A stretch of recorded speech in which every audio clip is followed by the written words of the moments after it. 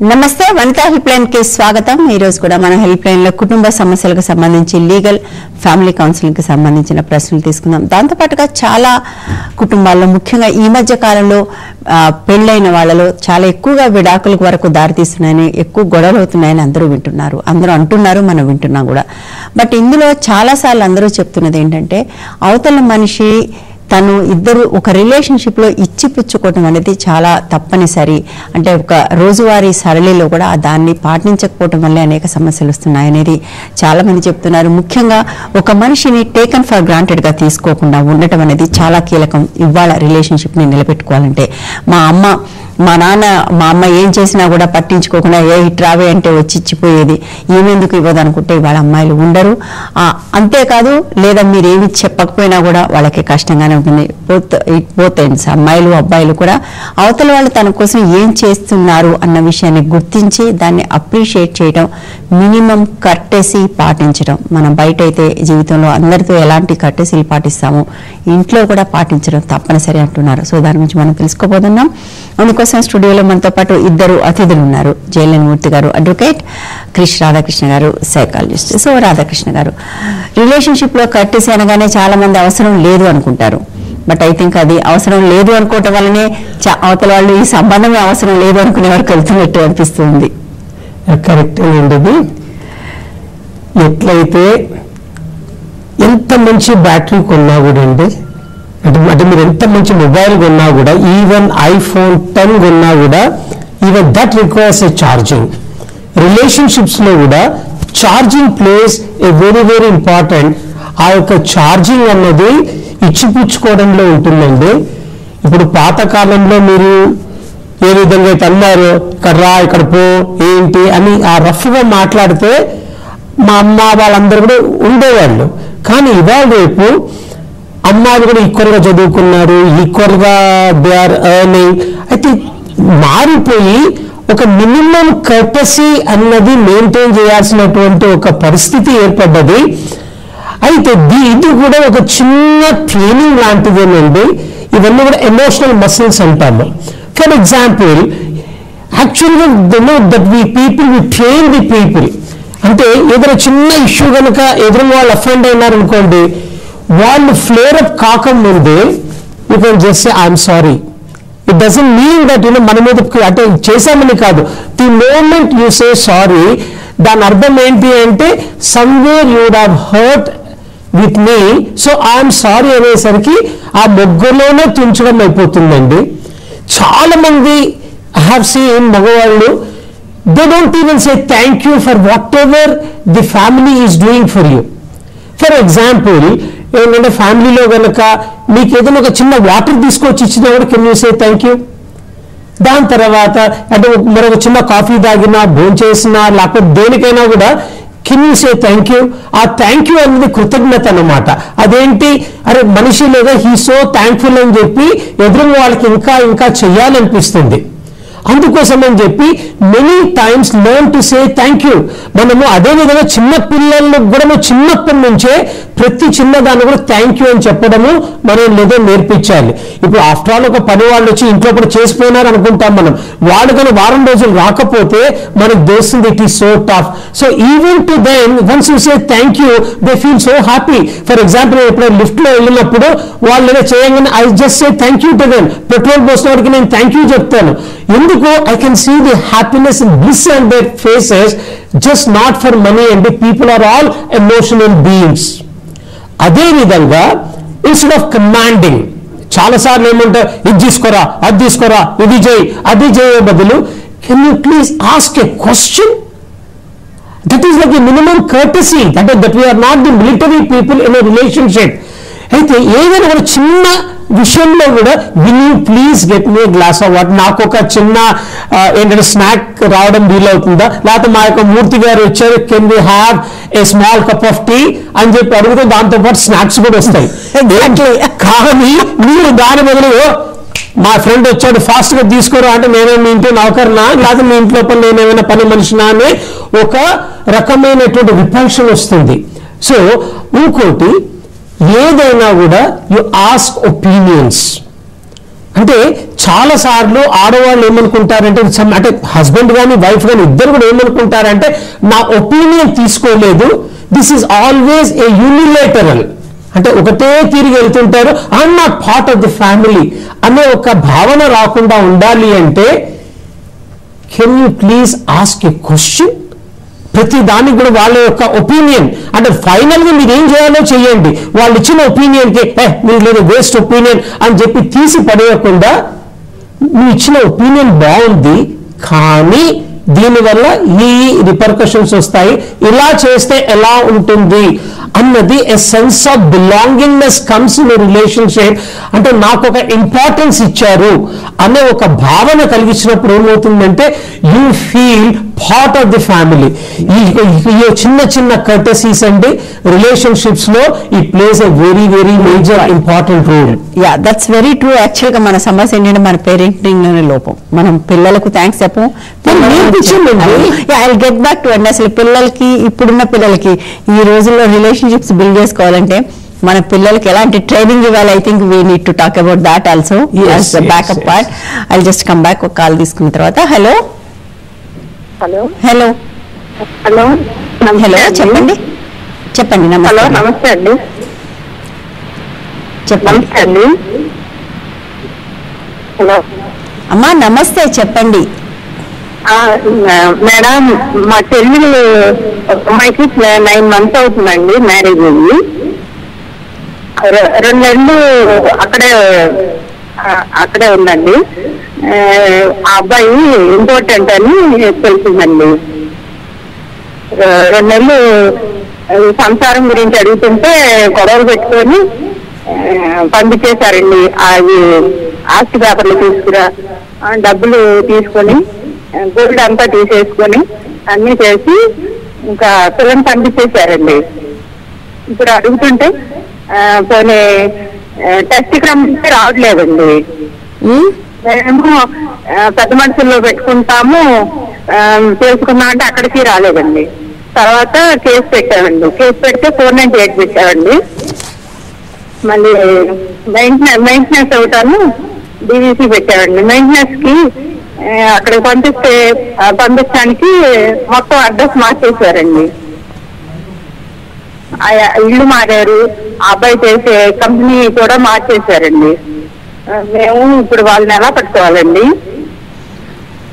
Okay, అసలు మీరు case పెట్టి దీని దూరకు వెళ్ళారు, ఎలా పట్టుకోవాలి, మీరు దొరక అడ్రస్లు మార్చేస్తే వాళ్ళని ఎలా అప్రోచ్ అవ్వాలనేది మీకు లాయర్ గారు తప్పకుండా చెప్తారు. బట్ దాంతో పాటుగా పెళ్ళై 9 నెలలు అంటున్నారు కదా, నిజంగా ఇంపార్టెన్స్ అనేది నిజమే అయితే మీరు పెళ్లి రద్దు కోసం అడగండి. దాంతో పాటుగా వాళ్ళకి తెలిసి ఆ పెళ్లి చేస్తే వాళ్ళు చీటింగ్ కేసు పెట్టండి, పెళ్లి రద్దు కోసం అడగండి. దెన్ అప్పుడు మీకు చేశారండి, తల్లిదండ్రులకు అందరికి తెలిసే చేశారండి. రైట్ రైట్ అదే అమ్మా, మీరు ఒక చీటింగ్ కేసు పెట్టండి, పెళ్లి రద్దు కోసం అడగండి, అనాల్మెంట్ ఆఫ్ మ్యారేజ్ కోసం అడగండి. ఈ డైవోర్స్ ఇవన్నిటికంటే కూడా అప్పుడు మీరు ఈ కాంపన్సేషన్ అంటే మీరు ఏవైతే వెనక్కి ఇచ్చారో అవన్నీ వెనక్కి తీసుకోవడానికి అడగవచ్చు. అంటే మీకు ఎవరైనా ఒక మంచి లాయర్ని, ఫ్యామిలీ లాయర్ని కూడా కలవండి. యాక్చువల్లీ మీకు it can be done in different way. Sir ఇప్పుడు వాళ్ళు ఇల్లు మార్చేశారు, కనపడకుండా పోయారు, ఏం చేయాలి? దీనికి ఒక సొల్యూషన్ అయితే ఉందమ్మా. మేము ఇట్లాంటి పరిస్థితుల్లో మేము జనరల్గా ఏం చేస్తామంటే మాకు తెలిసిన అడ్రస్లు అన్నిటికీ వెరీ స్పెసిఫిక్గా బ్యాంక్కి వెళ్ళి కనుక్కుంటాము. ఆయన ఏ బ్యాంక్లో అకౌంట్ ఉందో, Aadhaar card address, pan card address, ఈ మూడిట్లో ఏదో ఒక దాంట్లో మాత్రం తప్పనిసరిగా దొరుకుతారు. మేమేం చేస్తామంటే అదే కాపీ 3 చోట్లకు పంపిస్తాము మేము, ఎందుకంటే అది దొరకట్లేదు కాబట్టి 3 చోట్లకు పంపిస్తాము. అదే కాకుండా దానికి నియరెస్ట్ వాళ్ళకున్న నియరెస్ట్ రిలేటివ్ కూడా ఎవరికైతే పర్మనెంట్ హౌస్ ఉందో వాళ్ళ ఇంటికి కూడా పంపిస్తాము. ఎందుకంటే రేపు పొద్దున ప్రూఫ్ ఆఫ్ డెలివరీ అక్కడ ఉన్నారు అని చెప్పుకోవడానికి కూడా మాకు ఆస్కారం ఉంది. కాబట్టి వాళ్ళకు ఒకవేళ వాళ్ళు తీసుకున్నారు అనుకోండి మర్చిపోయి, it is there responsibility to deliver to him or you need to tell the things. కాబట్టి ఒకవేళ డెలివరీ అవ్వకపోయినా కూడా, నోటీస్ డెలివరీ అవ్వకపోయినా కూడా మీకేమీ నెగిటివిటీ లేదమ్మా. కోర్టు వారు 2 సార్లు పంపిస్తారు, 3 సార్లు పంపిస్తారు, 4వ డిసిషన్ తీసుకుంటానికి వాళ్ళకి చాలా అవకాశం ఉంది. కాబట్టి మీరు మీ దగ్గర ఉన్న ప్రూఫ్ ఏదైతే ఉందో వేరియస్ అడ్రసెస్ అది కూడా మీరు సైమల్టేనియస్ గా కోర్టుకి సబ్మిట్ చేస్తారు. మెయిల్ లో కూడా పంపించవచ్చు కదా సార్? ఈమెయిల్ లో కూడా పంపించుకోవచ్చు. ఈమెయిల్ ఐడి ఉంటే అది యాక్చువల్ గా వాళ్ళు రిజెక్ట్ చేయడానికి కూడా లేదు, ఖచ్చితంగా అది డెలివరీ అవుతుంది వాళ్ళకు. సో ఈమెయిల్ ఐడి తీసుకుని ఈమెయిల్ కి కూడా ఇప్పుడు అలౌ చేస్తున్నారు, అది కూడా చేయండి. చేయండి. బట్ ఇది లెంతీ ప్రాసెస్. నేనేమంటున్నా అంటే పెళ్ళై 9 నెలలు అయింది, మీరు ఈ కేసులన్నీ వేసుకుని ఇదంతా లెంతీ ప్రాసెస్కి వెళ్లకుండా మీరు ఒక చీటింగ్ కేసు పెట్టి దాంతోపాటుగా మ్యారేజ్ రద్దు కోసం వెళ్తే అది క్రిమినల్ కేసు కాబట్టి చీటింగ్ కేసు వాడు దారికి వచ్చి ఇవన్నీ మీకు ఇచ్చేసి వాడు దానికి ఒప్పుకుంటే ఈజీగా పరిష్కారం అవుతుంది. ఈ మెయింటెనెన్స్ ఇవన్నీ ఎందుకు అమ్మాయి జస్ట్ స్టార్ట్ అయింది జీవితం. ఇంకోటి జనరల్గా ఇట్లాంటి ఇష్యూస్ వచ్చినప్పుడమ్మా అవతల వాళ్ళు ఎట్లాగో రావడానికి భయపడుతున్నారు కాబట్టి మ్యూచువల్ అండర్స్టాండింగ్ మీద తొందరగా జరిగిపోతుంది. కాబట్టి మీరు ఆ ప్రపోజల్ కూడా వాళ్ళకి కమ్యూనికేట్ చేయండి. సో దట్ కోర్టుకు వచ్చి మీరు మ్యూచువల్ అండర్స్టాండింగ్ మీద క్లోజ్ చేసుకోండి అన్న కమ్యూనికేషన్ పెడితే వాళ్ళకి మీకు రేపు పొద్దున ప్రాబ్లం ఉండదు. కాబట్టి అట్లాంటిది కూడా ఆప్షన్ పెట్టుకోండి అమ్మా. రైట్, నెక్స్ట్ కాల్ తీసుకుందాం. హలో హలో హలో చెప్పండి. హలో నమస్తే మేడం. నమస్తే అమ్మ, చెప్పండి. మేడం మా మావి గారు లాస్ట్ కూడా మా అత్తగారి పేరు మీద ఇల్లు కొన్నారు మేడం. ఇల్లు కొన్నారు మేడం. అయితే ఆ ఇల్లు మా వారికి 2009లో మా అత్తయ్య గిఫ్ట్ రిజిస్ట్రేషన్ చేసింది మేడం. ఏమైంది? హలో 2009లో గిఫ్ట్ రిజిస్ట్రేషన్ చేస్తే ఆయన 2013లో ఆయన చనిపోయాడు మేడం. నేను అలానే సంవత్సరం పాటు అక్కడే ఉన్నాను మేడం. ఉంటే నన్ను బయటికి నెట్టేస్తాను, బయటకు పంపించేశారు మేడం. నా పిల్లలు నేను బయటకు వచ్చేసిన తర్వాత మా అత్తయ్య ఏం చేసిందంటే ఆ ఇల్లు రిజిస్టర్ ఆఫీస్కి వెళ్ళి నా కోళ్ళు నన్ను చూడట్లేదు, నా ఇల్లు నాకు కావాలని డాక్యుమెంట్లు కూడా లేకుండా దొంగ రిజిస్ట్రేషన్ చేయించుకుంది మేడం. నేను ఇవన్నీ తెలిసి నేను కోర్టుకు వెళ్ళి ఫీజు కట్టి ఇంగ్లీష్ నాటు పంపించాను మేడం. పంపిస్తే అది పంపించిన 2 నెలలకు వేరే వాళ్ళు రిజిస్టర్ చేసింది మేడం. ఇప్పుడు అది కోర్టులో జరుగుతుంది మేడం. నాకు వచ్చిందా మేడం? మీరు ఇంజక్షన్ ఆర్డర్ ఉండగా ఆమె వేరే వాళ్ళకి రిజిస్ట్రేషన్ చేస్తే చెల్లదు కదమ్మా. ఆయన వేసాడు ఆ ఇల్లు నాది, మా అప్పుడు కాదు నాది ఆ ఇల్లు అని వేసాడు మేడం. మళ్ళీ ఆయన కూడా అంటే ఇంజక్షన్ ఆర్డర్ ఉండగా జరిగిందా రిజిస్ట్రేషన్? ఆ ఇల్లు సార్ పంపించిన 2 నెలలకు వేరే వాడు పేమెంట్ చేసింది మేడం అత్తయ్య. ఇంజక్షన్ ఆర్డర్ ఎంత కాలానికి తీసుకున్నారు ఐడియా ఉందా? అమ్మా దీని అన్నింటిలో ఒకటే అమ్మా, రిజిస్ట్రేషన్ క్యాన్సిలేషన్ కి మీరు వెంటనే అప్లై చేసుకోండి. కోర్టులో అప్లై చేసుకుంటే క్యాన్సిలేషన్ ఆఫ్ ది రిజిస్ట్రేషన్ చేస్తారు. మీ దగ్గర ఉన్న డాక్యుమెంటేషన్ మీ ఆయన పేరు మీద ఎప్పుడైతే రిజిస్టర్డ్ డాక్యుమెంట్ గిఫ్ట్ ఇది ఉందో ఆయన చనిపోయిన తర్వాత దాన్ని రివోక్ కూడా చేయలేరు. కాబట్టి వెంటనే ఆ కాపీ తీసుకెళ్లి కోర్టుకు సబ్మిట్ చేసుకుని మీకు ఇంజక్షన్ ఆర్డర్ అవన్నీ 2 చూపించి ఆ రిజిస్ట్రార్ దాంట్లో ఎక్కడైతే మీకు ఎన్కమ్మెంట్ సర్టిఫికేట్ ₹100 పెట్టి తీసుకుంటే ఏ రోజు రిజిస్టర్ అయింది కూడా తీసుకుంటారు.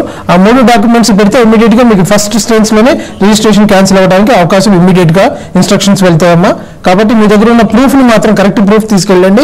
ఏంటంటే మీ డాక్యుమెంట్ రిజిస్ట్రేషన్ డాక్యుమెంట్ మీ ఆయన పేరు మీద, ఒకవేళ మీ ఆయన పేరు మీద రిజిస్ట్రేషన్ డాక్యుమెంట్ మీ దగ్గర లేకపోతే ఆ కాపీ మీరు రిజిస్టర్ ఆఫీస్కి వెళ్ళి ఆ కాపీ తీసుకోండి, నకలు తీసుకోండి. మళ్ళీ ఈ ఎన్కంబెన్స్ సర్టిఫికేట్ ఒకటి తీసుకోండి. ఏదైతే మీకు ఇంజక్షన్ ఇచ్చిందో ఆ 3 తీసుకొని కోర్టుకి సబ్మిట్ చేయండి ఇమీడియట్ గా. అర్లీ హియరింగ్ కి పిటిషన్ పెట్టుకోండి. ఇమీడియట్ గా స్టెప్స్ తీసుకుంటారు గవర్నమెంట్, తీసుకొని ఇన్స్ట్రక్షన్స్ ఇస్తారమ్మా. రైట్, నెక్స్ట్ కాల్ తీసుకుందామండి. హలో హలో చెప్పండి. నమస్కారం అండి, చంద్రబాబు నుండి మాట్లాడుతున్నా. నమస్తే, చెప్పండి అమ్మా. 494, 495, 420 పెట్టానండి. బ్యాంక్ స్టేట్మెంట్ అయింది. ఇప్పుడు ట్రయల్ వస్తుంది. అది మా అడ్వకేట్ చూస్తే కొలీడాడ్ అయిపోయి ఫస్ట్ సెకండ్ అడ్వకేట్ కొలీడాడ్ అయిపోయి ఇంకొక పేరు పెట్టి అర్థం కావట్లేదమ్మా అసలు. అమ్మా పెట్టినాక అది పోలీస్ ప్రైవేట్ కంప్లైంట్ పెట్టాను. అది పోలీస్ స్టేషన్కి వచ్చినాక అమ్మ ఫస్ట్ మీరు దీంట్లో ఈ విషయంలో ఏం చేసుకోవాలంటే మీరు వెంటనే మీ అడ్వకేట్ని చేంజ్ చేసుకోండి. నో అబ్జెక్షన్ తీసుకోండి అమ్మా. నో అబ్జెక్షన్ తీసుకొని వేరే అడ్వకేట్ని ఫస్ట్ పెట్టుకోండి అమ్మా. పెట్టుకుంటే మీకు జరుగుతున్న ప్రొసీడింగ్స్ అట్లీస్ట్ జరిగేబోయే ప్రొసీడింగ్స్ కూడా మీకు హెల్ప్ఫుల్ అవుతుందమ్మా. ఈ 495, 420 ఇవన్నీ ఏదైతే మీరు పెట్టినారో మీ ఇష్యూలో ల్యాండ్ గ్రాబింగ్ దాంట్లో మీరు వెంటనే దాన్ని చేస్తే మీకు ఫస్ట్ మీకు న్యాయం జరగడానికి వాళ్ళిద్దరు కొలీడ్ అని చెప్పి మీరు అంటున్నారు. మరి దానికి కూడా మీరు ఏం ప్రూఫ్ చూపించలేరు. కాబట్టి ప్రూఫ్ ఏం చూపించలేకపోయారు. కాబట్టి మీరు ఫస్ట్ మీకు అంత అనుమానం ఉంటే వేరే అడ్వకేట్ని పెట్టుకోండి. నో అబ్జెక్షన్ ఇచ్చేసేయండి, ఆయన ఫీజు సెటిల్మెంట్ చేసేయండి. వేరే అడ్వకేట్ని పెట్టుకొని మళ్ళీ ప్రొసీడింగ్ స్టార్ట్ చేసుకోండి, కంటిన్యూ చేసుకోండి అదే కోర్టులో. Right, okay. సో కాల్స్ తీసుకుని సార్, ఇది మీరు అన్నట్టుగా ఇంతకుముందు కట్టేసి పాటించడం అనేది, అంటే చాలా మంది బయట వాళ్ళకి చిన్న చిన్న వాటి కూడా పెద్ద పెద్ద థ్యాంక్స్ చెప్తాం, బట్ ఇంట్లో పెద్ద పెద్ద పనులు కూడా చిన్నపాటి అప్రిసియేషన్ కూడా ఉంది. I think that is the biggest issue now. Frustration relationship ఎందుకు అంటే మనకు ఇళ్లలో అసలు ఆ వాతావరణం లేదు సార్.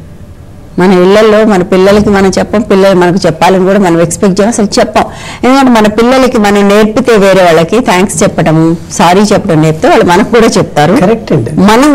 మనం కూడా పిల్లలతో దురుసుగా ప్రవర్తిస్తాం. ఎప్పుడైనా మనం సారీ చెప్పాలి, వాళ్ళు ఏదైనా చిన్న పని చేస్తే మనం థ్యాంక్స్ చెప్పాలి. చెప్తే ఐ థింక్ పిల్లలు నేర్చుకున్నారు.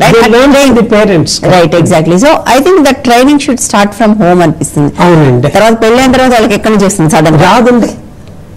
ఇవన్నీ చిన్నప్పటి నుంచే మీరు చెప్పినట్టు ఇవన్నీ కూడా మినిమం కర్టసీస్ మనం నేర్పించినప్పుడు ఏమవుతుంది, పాటిస్తే తల్లిదండ్రులు అంటే ఒక కర్టసీస్ లేదా పాటించాలి. ఇప్పుడు చాలా సార్లు అంటే one of the basic human weakness ఏమిటి అంటే అప్రిసియేషన్. అయితే everybody is hungry of appreciation. ఇప్పుడు చిన్న పిల్లలు కూడా అండి, నేను ఒకసారి ఐఏఎస్ వాళ్ళకి ట్రైనింగ్ ఇస్తున్నాను. నేను చెప్పాను, వాళ్ళంతా చూస్తే చిన్న బచ్చాగాళ్ళ ఉన్నారు. అది నేను అడిగాను, how you become the IAS అని. అంటే వాళ్ళంతా బీహార్ క్యాడర్. నేను అన్నాను, ఏంటి ఎట్లా అయినారు అంటే ఆయన నవ్వు అన్నారు, ఏం లేదండి, వీఆర్ వెరీ వెరీ ఆర్డినరీ, మా క్లాస్లో కూడా we are ordinary, that credit goes to my parents. ఇప్పటికి కూడా మా బాబు నేను చిన్నప్పుడు చేసినటువంటి పెయింటింగ్స్ ఎంత బాగా చేశారని చెప్పి దాన్ని ఫ్రేమ్ కట్టి దాన్ని డ్రాయింగ్ రూమ్ లో పెట్టారు. ఎవరు వచ్చినా కూడా ఇవాళ రోజు ఇప్పటికి కూడా చెప్తారు, this painting is been done by me అని. కానీ ఏ చిన్న హ్యాండ్ రైటింగ్ అసలు ఎంత బాగా రాశారని కొద్దిగా మార్కులకి వచ్చినా కూడా they use to admire and appreciate. ప్రతి వాళ్ళ ముందరే దే నెవర్ క్రిటిసైజ్, లేకపోతే ఆ పిల్లల్ని they have never put them down. ఆ పేరెంట్స్ ఏంటంటే వాళ్ళు ప్రతి దానికి they use to admire and appreciate the child. అయితే అది వాళ్ళకి ట్రెమెండస్ కాన్ఫిడెన్స్ వచ్చింది. అయితే ఎవరో ఒక దూరం వాళ్ళ ఒక అంకుల్ ఐఏఎస్ అయితే, నాయన నీకన్నా తెలియడం వాడు కాదురా, నాకు చిన్నప్పటి నుంచి తెలుసు, నువ్వు అంతకన్నా ఎక్కువ తెలియగలవాడు అని చెప్పి. అయితే this reinforcement of admiration and appreciation ఏమైంది, వీళ్ళలో ఒక కాన్ఫిడెన్స్ పెరిగి వీళ్ళు నేను చెయ్యగలను అనే ఒక బీజాన్ని నాటారు. ఆ బీజం అన్నది it has become so strong, దాంతో మేము లేదా ఐఏఎస్ అయినాము అని చెప్పి. ప్రతి దానికి కూడా ఇవాటి భూతత్వంలోంచి వాళ్ళు ఏ చిన్న మంచి పని చేసినా, ఏ చిన్న ఇంప్రూవ్మెంట్ కనిపించినా కూడా they use to admire and appreciate.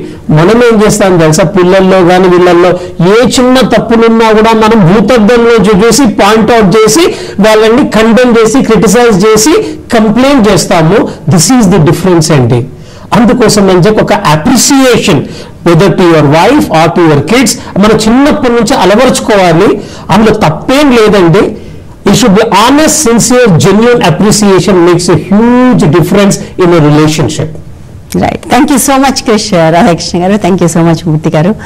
Idi valti helpline. So the key is appreciate and be courteous to your partners. మీ పిల్లలతో కానివ్వండి, మీ అమ్మా నాన్నలతో కానివ్వండి, మీ వైఫ్ లేదా హస్బెండ్తో కానివ్వండి, అప్పుడు కొంచెం జీవితం సుఖంగా ప్రశాంతంగా ఉండే అవకాశం ఉంటుంది. ఇది వాళ్ళ హెల్ప్ లైన్. రేపు మరో అంశంతో మళ్ళీ కలుద్దాం. Stay tune to Vanitha TV.